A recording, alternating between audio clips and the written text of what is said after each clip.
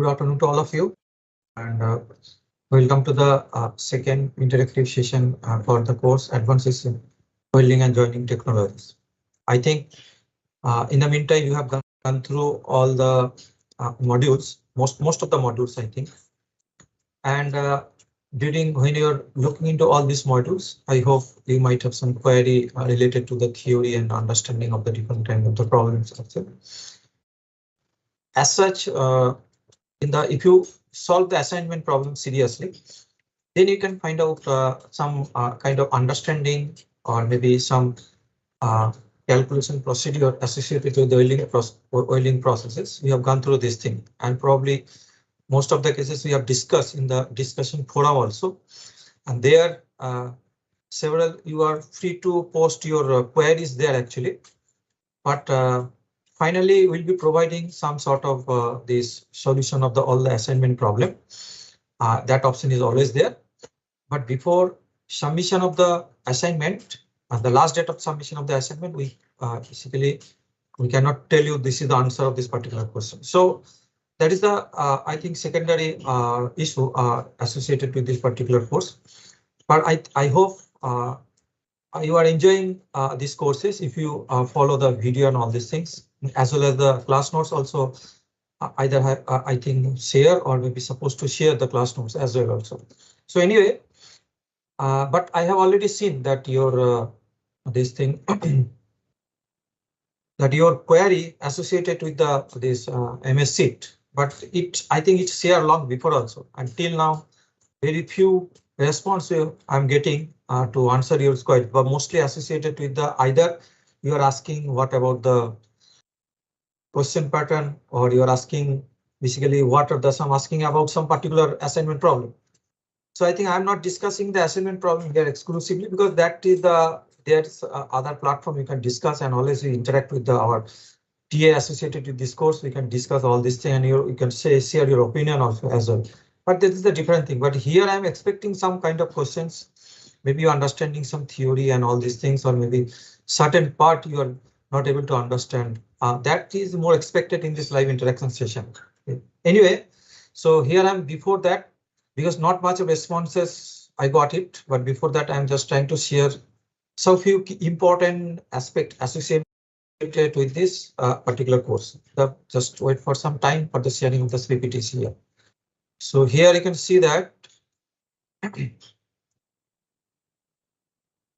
Advances in Welding and Joining Technology. So I think you understand the objective of this particular course, to understand the basic idea or understanding of the different welding and joining technologies. What are the advancement of this particular course? That also we have discussed, we designed in this particular course.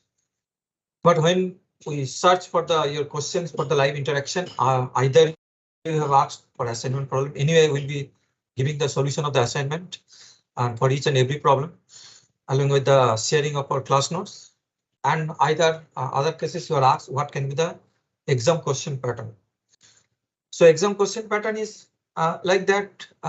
Maybe what kind of the exam questions you are facing in assignment problem. So similar kind of the exam pattern, similar kind of the questions you can expect during the final exam. I mean to say that probably you'll be getting the 2 marks questions, but it consists there few percentage will be the in theory part, few percentage it will be following some kind of the basic analytical calculation of the different kind of the problem associated with this particular course. So it will be the same pattern what you are getting in the assignment problem, and also it is a kind of thing that multiple choice type questions, or maybe fill in the blanks type questions. Okay, not exactly exclusively need to write some kind of the theory and all these things. I hope it is very clear to you that what kind of the questions will be coming in the this thing in the final question paper. So other point regarding the questions also during the exam. So you need to give the importance of all the modules basically. So you can expect the equal weightage of almost equal weightage of all the modules. So each and every module some questions will be there.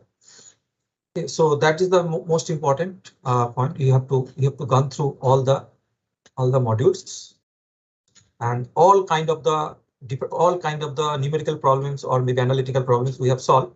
to try to understand that that how this we are applying some kind of the formula, any kind of the tricks to solve a particular problem. That has to be understood to go through to make a good score in the final exam.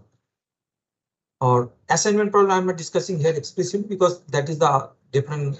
There are so many interaction you can interact in the discussion forum. You can raise your things. There will be answer about your assignment problem. Same thing discussion forum. You also the similar kind of the questions you raise. They are either assignment problem or question pattern. Now, if you look into few important aspects, which maybe some point of time, maybe you face some difficulties in understanding this particular course. One thing is that phase transformation. So phase transformation, you have gone through this thing, equilibrium phase diagram, time temperature transformation diagram, and continuous cooling transformation diagram. These are the most these three diagrams we normally use and we refer to understand the different phase transformation, one phase to another phase. But what are the importance of this particular three diagrams? First is the equilibrium phase diagrams. If you see the equilibrium phase diagram, there you can see that the x-axis represents the weight percentage of the carbon, basically composition, and y-axis represents the temperature. So at the particular composition means, for example, in case of the steel, and this is called the iron carbide phase diagram. So basically here this is an alloy that consists of the iron and carbon. Now you define the particular composition, then you are looking into the what transformation, what kind of the phases exist, one particular temperature and one particular composition.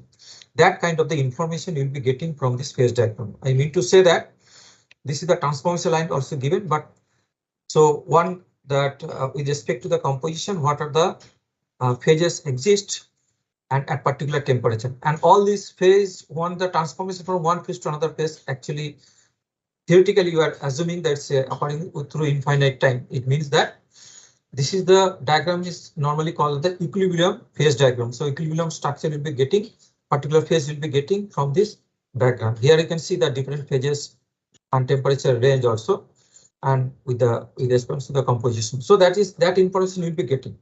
But what are the importance of the next diagram? That is the TTT diagram. That is also you certainly use some point of time and we utilize this particular diagram of carbon steel. So here time temperature transformation means you see what x-axis represents the transformation time and y-axis represents the temperature also.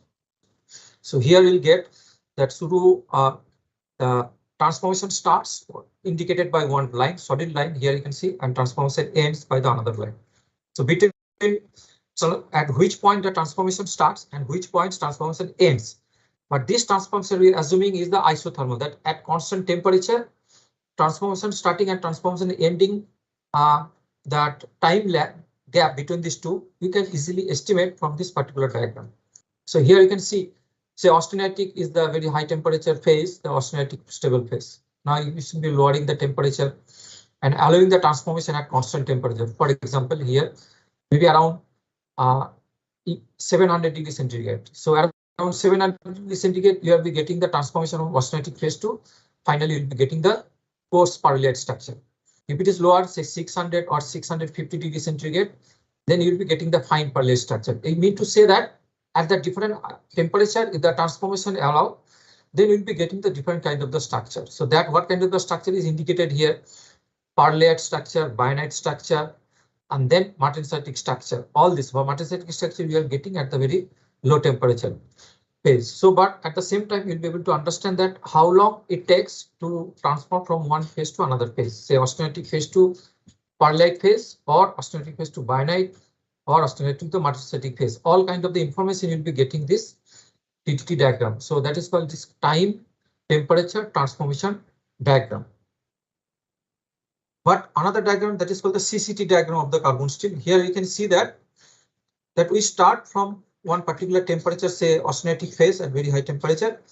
Now, if you follow the constant cooling rate, then you'll be getting certain structure. Here, for example, that 8.3 degrees centigrade per second, it indicates the constant cooling rate. And this, if the cooling rate is more than that, more than 8.3 degrees centigrade per second, then you'll be getting the martensitic structure. If it is between 8.3 degrees centigrade to between 0.3 degrees centigrade, then you'll be getting the structure can be mixture of the martensitic plus bayonet structure.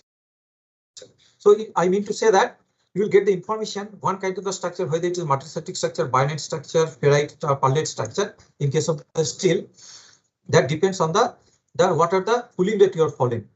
So this from this diagram, CCT continuous cooling transformation diagram, you'll be getting the information that at particular cooling rate, what are the constant temperature. So what you are getting from the equilibrium phase diagram, you will be only able to identify what are the different phases exist of the steel. Okay. TTT diagram, you'll be able to know how the transformation occurs, but that transformation occurs at constant temperature. But CCT diagram, you'll be getting all the information of what transformation from one phase to another phase, but that happens at the constant cooling rate. So that's why these three diagrams are different. But if you see the more practical application of the CCT diagram, because anyway the transformation occurs most of the manufacturing process or maybe welding casting process is associated with the constant cooling rate.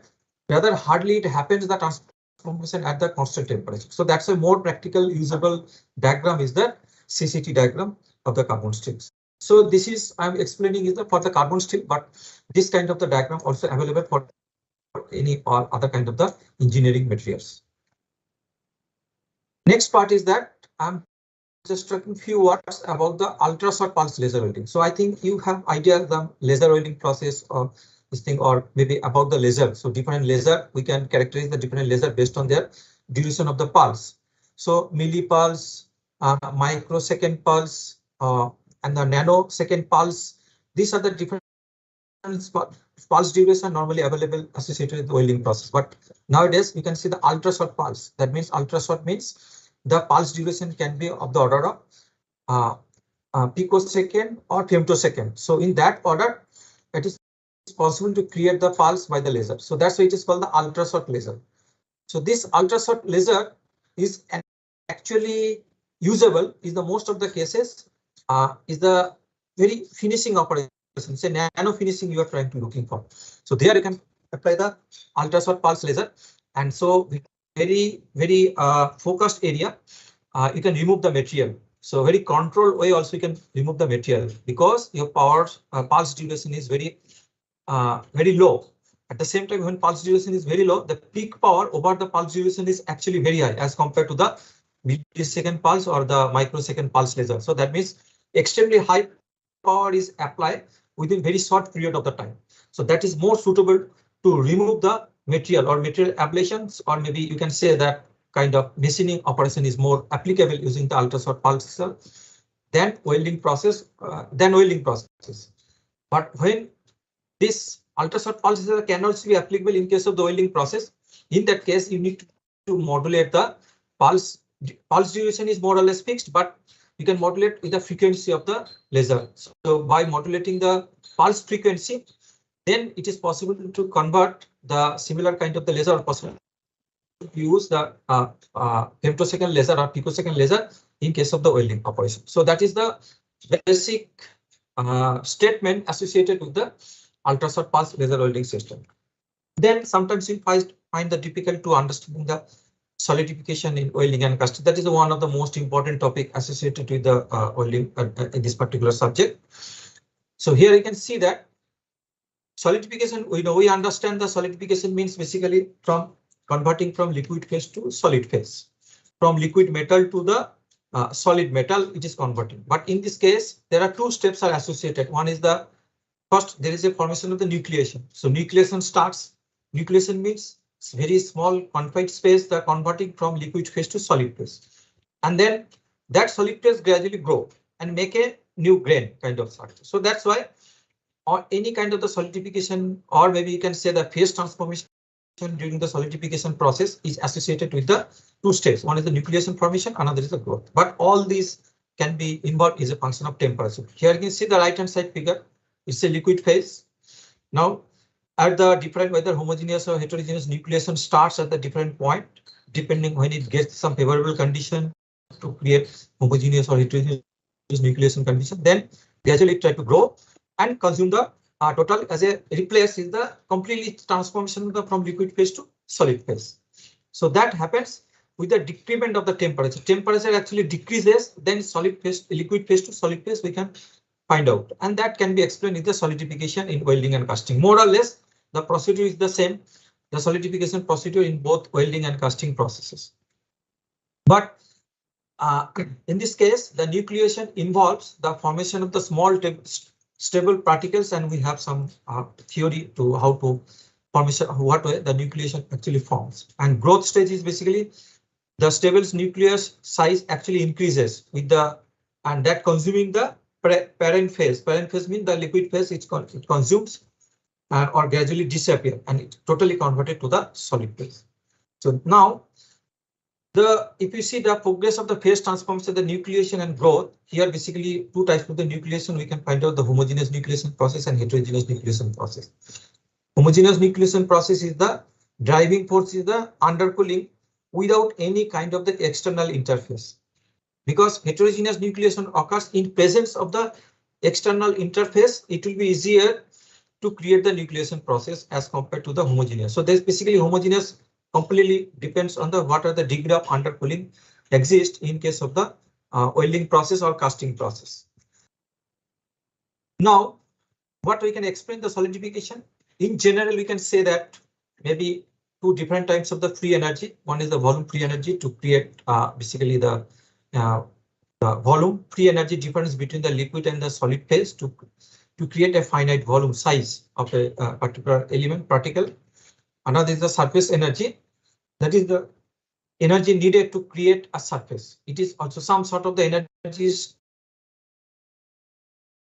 to create the surface. Now, if we assume it's a spherical particles, then at a particular radius, when it is from the particular radius r, thus radius of the spherical particle, then total free energy will change in this particular case to create that spherical particle, that is equivalent to the that delta GB is the volume free energy, that is indicates per unit volume, the energy required per unit volume, and 4/3 pi r cube indicates the total volume of the particle, and plus 4 pi r square is the surface area of this particle, and gamma is the free surface energy create, or you can say the energy needed to create the surface. So combining these two, we are getting the total free energy change. Now, this specific surface energy change gamma indicates the part this thing of the particle, but when with the growing of the particle, the surface energy is basically is positive one. That means is the basically the particle size is bigger, then you need more surface energy to develop or to grow this part in this size of the particle. But other way, the volume free energy with the growing volume of this thing, the volume free energy actually decreases. Now combining these two, we can see that total free energy change is associated with this kind of the curve. So it is initially starting from the 0 and gradually increasing and then decreasing. I mean to say that, so total delta G is the total free energy change must be having one optimum point. So then up to at this optimum, how we can estimate the optimum point? We can simply perform the optimization, we can perform the first derivative, make it equal to 0. From there we can find out the optimum condition. So that optimum condition means that is the minimum energy amount of the energy required to get a stable nucleus in this particular solidification process. So now in that case, what is the critical? That is called the critical size of the nucleus. So critical size of the nucleus equal to twice gamma by delta GB. We can estimate this one. And delta GB, what is the amount of the total free energy required to create the critical size of the nucleus, that we can estimate in terms of the volume free energy and surface energy. Now, this volume free energy can be related with the latent heat, degree of undercooling, and the melting temperature or equilibrium solidification temperature of this particular material. And here delta T, degree of undercooling, means the Tm minus T. So how up to what level the temperature can be reduced with respect to the equilibrium solidification temperature. That difference we can say as degree of undercooling. So we can further modify the expression, but this is the way we can find out the critical size of the nucleus by simply looking into the total free energy change during the solidification process. Now, if we compare the homogeneous and heterogeneous nucleation process, so this we discuss that is true in case of the homogeneous nucleation process, where the driving force is mainly the degree of undercooling. But in case of the heterogeneous nucleation process, here also critical size of the nucleus form, but that actually form from a pre-existing site. For example, surface or interface will be easy. So when there is a, it means to say that when you plot the similar kind of the exercise like homogeneous nucleation process, the total free energy change, the total free energy change curve is always lower than that of the total free energy change for the homogeneous nucleation process. I mean to say that the critical amount of the energy required to start the nucleation process, that is called the energy barrier for the heterogeneous or homogeneous nucleation process, that amount will always be more in case of the homogeneous nucleation process. So to start the homogeneous nucleation process, you need the more amount of the energy. So energy barrier will be much more as compared to the heterogeneous nucleation process. But critical size of the nucleus for the both homogeneous and heterogeneous nucleation process are the same. But delta G star can be different. Definitely delta G star for the heterogeneous will be less than that of the delta G for the homogeneous nucleation process. And that expression can be represented in terms of the S theta. So theta can be the shape of the nucleus depending on the shape of the nucleus, and then we can it depends on this thing, and definitely it should be between 0 to 1. So when S theta equal to 1, it means it is equal, the delta G heterogeneous is equal to the homogeneous nucleation process. Now, sometimes we try to look into this is one important point when you try to analyze the solidification for the alloy system. So what happens to the alloy system? In this case, the liquid of uniform composition. So if you look into the alloy system also, here the binary phase diagram. If you remember that when you try to plot the equilibrium phase diagram, there you can see that the x-axis represents the solute concentration and y-axis represents the temperature here also. Now, here we start with any composition change. Now, suppose C0 as the suppose one alloy system having the composition of C0, particular fixed composition.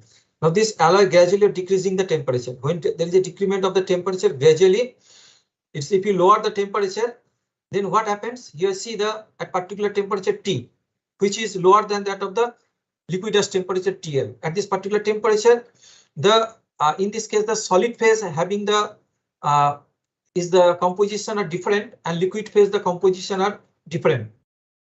So in that case, that means it actually increasing with respect to when you're decreasing the temperature, although composition, effective composition of the initial composition of the alloy is C0, but when solidification occurs, this is solid phase and the liquid phase composition actually gradually increasing with when the decreasing of the temperature. So therefore, it means that redistribution of the solute actually happens, and that actually depends on the thermodynamics, or that information we can get from phase diagram, and also depends on the kinetics. That means whether diffusion, what way undercooling is occurs, and what are the fluid flow during this because of the concentration difference. That kind of the phenomena is associated with the alloy system. So that means the alloy system, the solidification behavior is actually a little bit complicated. And here you can see that solute atoms in the liquid, or even for the solid also, there is some redistributed during the solidification process.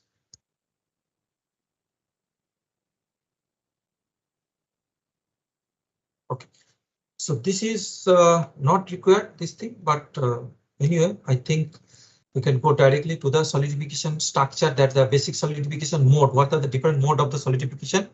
There you can see that solidification mode can be planar mode, cellular mode, this kind of the structure, columnar dendritic mode, dendritic structure it creates, and sometimes the equiax dendritic.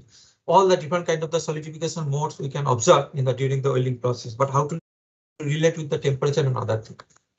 Now solidification mode normally 4 different types. One the planar structure, columnar cellular, columnar structure, dendritic, and equiax dendritic structure. If you see the right hand side figure, here the increasing the constitutional supercooling. It means that in an alloy system, if there is a compositional change, actually brings some kind of the supercooling behavior. The constitutional supercooling brings because of the compositional changes occurs. Because why compositional changes occur? Because if you see, we can start with the solidification, say certain fixed composition, but when there is a decrement of the temperature, the solubility limit for the solid phase and the liquid phase, the solid concentration are different. So that's why there is a locally gradient exists. So that composition gradient always exists. So when there is a much more composition gradient exists, it creates some kind of the constitutional supercooling associated with this thing. But we can represent these things when the constitutional supercooling is 0. That means no constitutional supercooling. Then we can make the mode of the solidification means that it moves like a planar mode. So that means solid liquid interface gradually moves like a planar mode.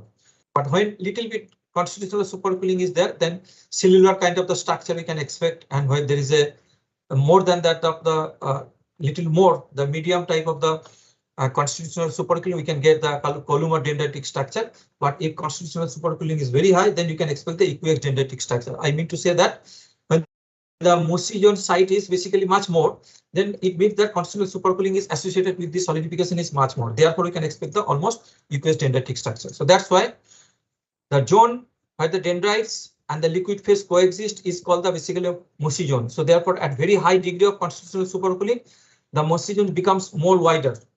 So which promotes the equiax dendritic to nuclear. So it actually promotes the equiax kind of the structure having the large area of the Mossy zone. Now we know that most of the cases solidification we analyze in the two different parameters. One is the temperature gradient, another is the growth rate.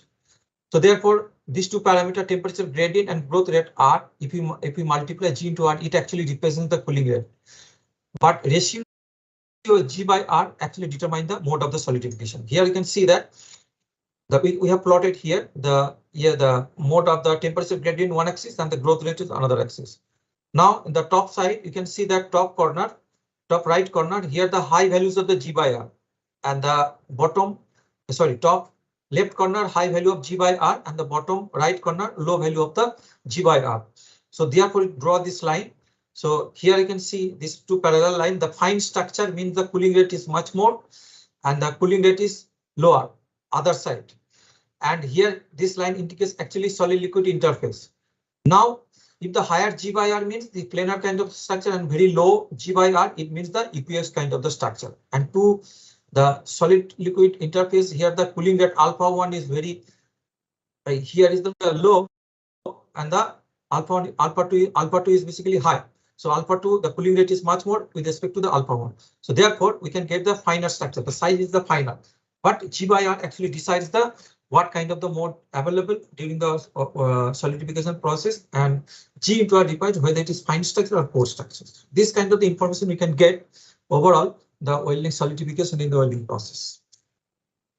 Now, if we overall look into the what are the weld microstructure. Weld microstructure is normally we can expect the heterogeneous nucleation process, because in this case the liquid metal contains normally the foreign particles in the weld pool, and that in that cases we can expect the heterogeneous nucleation process, and of course critical amount of the energy required to start the heterogeneous nucleus is less. So that's why more favorable. So mostly you can expect the heterogeneous nucleation process in case of the welding process. Now overall if we try to look into the what are the effect of the welding parameters or heterogeneous nucleation process, that we can see that formation of the equiax grain is enhanced, basically higher heat input and the welding speed. High heat input means the current or voltage is much more, that also high heat input. Also if welding velocity also less, that is also corresponds to the high heat input. But equiax grain can be enhanced by using the higher heat input as well as the high values of the welding speed. How it works? With the increase in the heat input, the weld and the welding speed, the temperature gradient at the end of the weld pool actually reduces. So at the end of the weld pool, the temperature gradient G actually reduces. And with the increase in the welding speed, the solidification rate also increases. So therefore, G decreases and R increases. So therefore, G by R should be decreases. So when G by R should be decreases, and therefore we are promoting the constitutional supercooling mostly available in front of the advancing the solid liquid interface. So therefore interface, and therefore when constitutional supercooling is much more, it will try to promote the kind of the equiax grain formation. So that's why we can relate actually what kind of the structure, what way we can in the G by R parameter, and what kind of the structure we can expect in the welding microstructure. That's all. Now we'll try to discuss whether you have any query on the YouTube.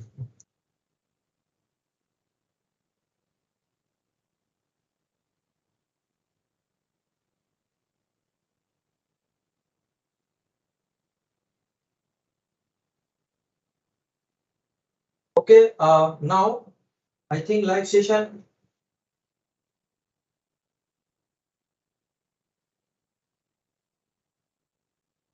But asking that, someone asking that, I think Sujit Raj, how can we get good marks in the exam?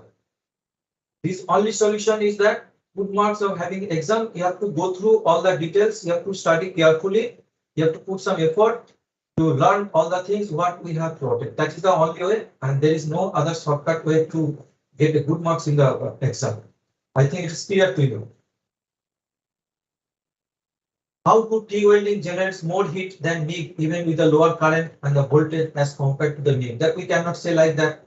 TIG welding always generates the more heat than MIG. It depends on this thing. TIG welding process, we are not using any kind of the consumable electrode, but MIG welding we use the consumable electrode. It's the relative thing. If the current and voltage is very high, you utilize the TIG welding process, then definitely current and voltage is very high, then you can generate more heat. And MIG welding process, if you use the current and voltage is low, then heat generation will be less because you can estimate the power required in this case, the voltage into current. Now, if you consider thermal efficiency in the TIG welding process and MIG welding process, not much different, very close, then you can expect that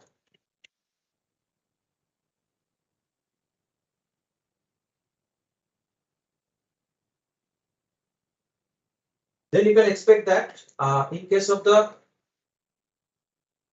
depending on the efficiency, then you can calculate the multi power into efficiency, the thermal efficiency. You can explicitly estimate what is the heat input in this particular case. Okay.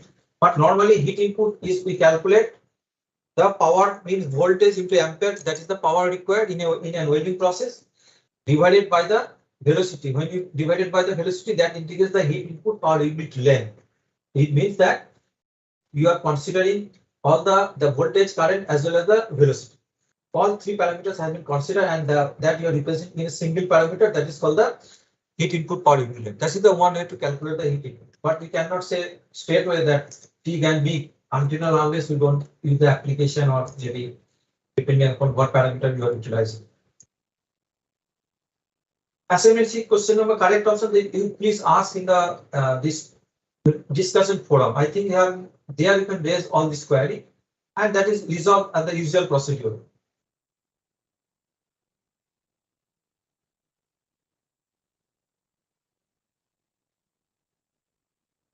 I think no other query related to that except the assignment problem.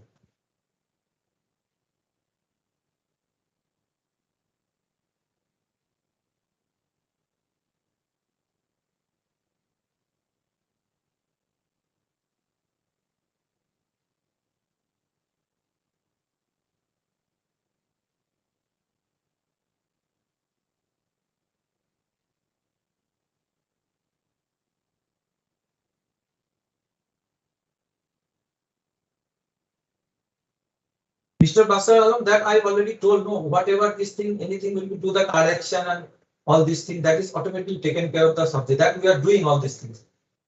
I don't know what this question was given in assignment 6, number 9, what are the correct option, what is the wrong option, that we no idea at this moment. But it will be taken care of this.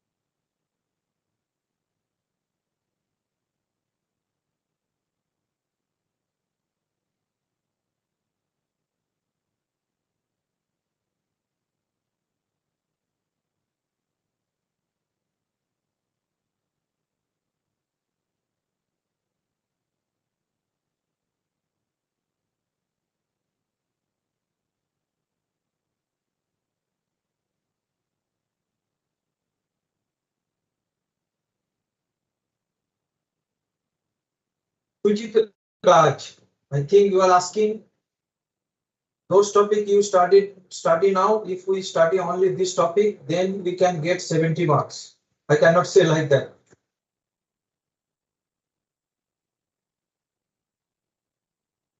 So please do not ask what questions will be asking in the exam.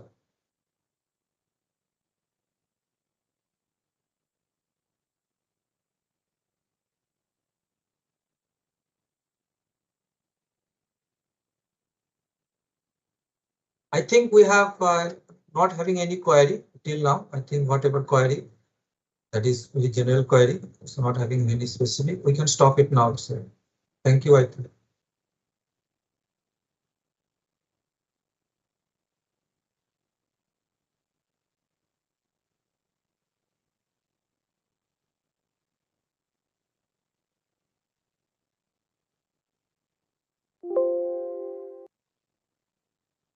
Yes. Madam, I think not having query. I think we can stop it now.